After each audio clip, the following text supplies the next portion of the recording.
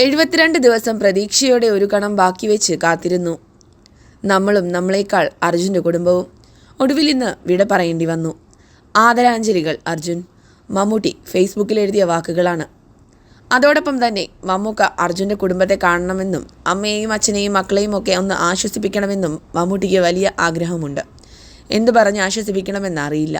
എന്നാലും ആ കുടുംബത്തെ ഒന്ന് കാണണം. കൊച്ചിയിൽ നിന്ന് മണിക്കൂറോളം യാത്ര ചെയ്യണം അർജുൻ്റെ വീട്ടിലേക്ക് മമ്മൂട്ടിക്ക് വരണമെങ്കിൽ. അതുകൊണ്ട് തന്നെ എല്ലാം ഒത്തു വന്നു കഴിഞ്ഞാൽ മമ്മൂട്ടി തീർച്ചയായും ആ കുടുംബത്തെ കാണാനും ആശ്വസിപ്പിക്കാനും എത്തുമെന്നാണ് അറിയാൻ സാധിക്കുന്നത്. എന്തെങ്കിലും ഒരു ലോകാത്ഭുതവും പ്രതീക്ഷിച്ചാണ് പലരും ദിവസങ്ങളോളം കാത്തിരുന്നത്. ദിവസങ്ങൾ ആഴ്ചകളായപ്പോൾ ആ പ്രതീക്ഷ പതുക്കെ ഇല്ലാതായി.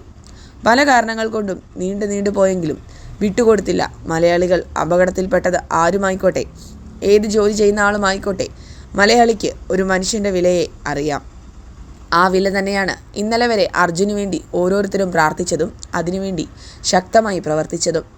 ആ മണ്ണിനകത്ത് കിടക്കുന്നത് ഒരു ഡ്രൈവറല്ലേ, അവനുവേണ്ടി എന്തിനാണ് ഇങ്ങനെ കഷ്ടപ്പെടുന്നത് എന്ന് ചോദിച്ച പലരുമുണ്ടെന്ന് കേട്ടിരുന്നു. അവർക്കുള്ള ഒരു മറുപടിയും കൂടിയാണ്, അതിനിടയിൽ കിടക്കുന്നത് ഡ്രൈവറല്ല, ഒരു മനുഷ്യനാണ്, മലയാളിയാണ്.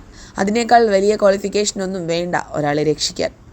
എന്തു പറയണമെന്നറിയില്ല. ആ കുടുംബത്തിന് എല്ലാം താങ്ങാൻ കഴിയട്ടെ. കൂടുതൽ വാർത്തകൾ ആദ്യമേ അറിയുവാനായി ചാനൽ സബ്സ്ക്രൈബ് ചെയ്യുക. നന്ദി.